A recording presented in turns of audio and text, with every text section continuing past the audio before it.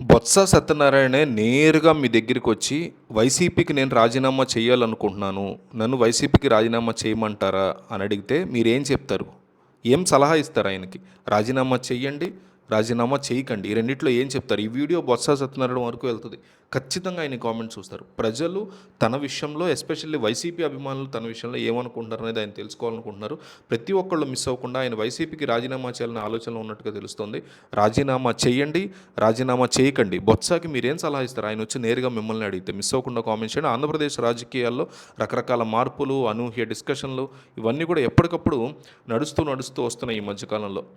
ఎట్లా అంటే ఇప్పుడు బొత్స సత్యనారాయణ లాంటి వాళ్ళు తీసుకునేటువంటి అంటే జగన్ తీసుకున్న నిర్ణయాలు సొంత పార్టీ నేతలకి మింగుడుపడట్లేదు అంటున్నారు. అందువల్ల వైసీపీలో కీలక నాయకులుగా ఉన్నవారు పార్టీ మారే ఆలోచనలో ఉన్నారనేటువంటి పుకార్లు చాలా స్ట్రాంగ్గా వినిపిస్తున్నాయి. ముఖ్యంగా ఉత్తరాంధ్రలో అత్యంత బలమైన పట్టున్నటువంటి బొత్స సత్యనారాయణ వైసీపీని వీడి తన పాత కూడైనటువంటి కాంగ్రెస్ వైపు చూస్తున్నారు అనే చర్చ రాజకీయ వర్గాల్లో చాలా స్ట్రాంగ్గా నడుస్తుంది.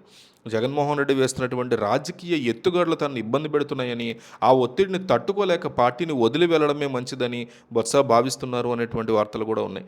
బొత్స సత్యనారాయణ ఒక్కరే కాకుండా ఆయనతో పాటు దాదాపు 20 మంది ముఖ్య నేతలు కూడా కాంగ్రెస్ పార్టీలో చేరేందుకు రంగాన్ని సిద్ధం చేసుకుంటున్నారనేది అర్థమైపోతుంది.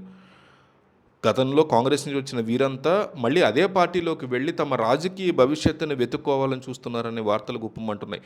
ఆంధ్రప్రదేశ్ రాజకీయాల్లో కొత్త మలుపిది. రాష్ట్ర రాజధాని విషయంలో జగన్మోహన్ రెడ్డి పదే పదే మాట మార్చడం ఇవన్నీ కూడా పార్టీలోని నాయకులకు పెద్ద సమస్యగా మారిందంటున్నారు. అమరావతి విషయంలో కాంగ్రెస్ పార్టీ పార్లమెంట్లో అనుకూలంగా వ్యవహరించడం, రాజధాని అక్కడే ఉంటుందని క్లియర్ కట్గా స్పష్టం చేయడం వల్ల ప్రజల్లో ఆ పార్టీ మీద నమ్మకం పెరుగుతోందని చెప్పుకోవాలి.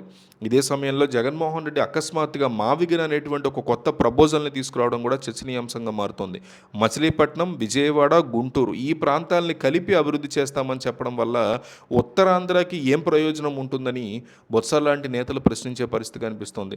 విశాఖని రాజధాని చేస్తామని చెప్పి మళ్ళీ కొత్త ప్రాంతాల పేర్లు చెప్పడం వల్ల తమ ప్రాంత ప్రజలకి వైసీపీ వైపు వాళ్ళు ఏం సమాధానం చెప్పుకోవాలో తెలియక ధర్మాన ప్రసాదరావు, బొత్స లాంటి వారు ఇబ్బందులు పడుతున్నారనే వార్తలు వినిపిస్తున్నాయి. జగన్ తన మనసులో ఉన్న ఆలోచనలు ఎవరితోనూ చర్చించకుండా నేరుగా ప్రకటించడం వల్ల పార్టీలోని సీనియర్ నేతలు అవమానంగా భావిస్తున్నారనే వార్తలు కూడా వినిపిస్తున్నాయి.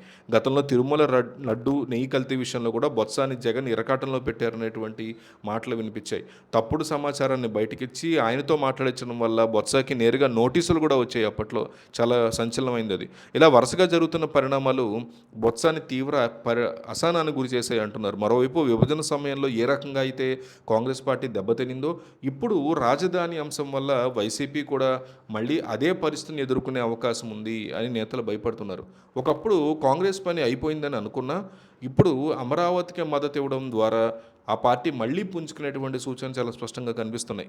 అందుకే వైసీపీని నమ్ముకుని ఉంటే తమ రాజకీయ జీవితం ప్రమాదంలో పడుతుందని భావించినటువంటి కొందరు తిరిగి కాంగ్రెస్లోకి వెళ్ళడమే శ్రేయస్కరమైనటువంటి థింగ్గా ఫీల్ అవుతున్నారు అనే పుకార్లు చాలా స్ట్రాంగ్గా వైరల్ అవుతున్నాయి. మరి మీరేమంటారు? మళ్ళీ అడుగుతున్నాను క్లియర్ కట్గా, బొత్స సత్యనారాయణ మీ దగ్గరికి వచ్చి సలహా అడిగితే ఏం చెప్తారు?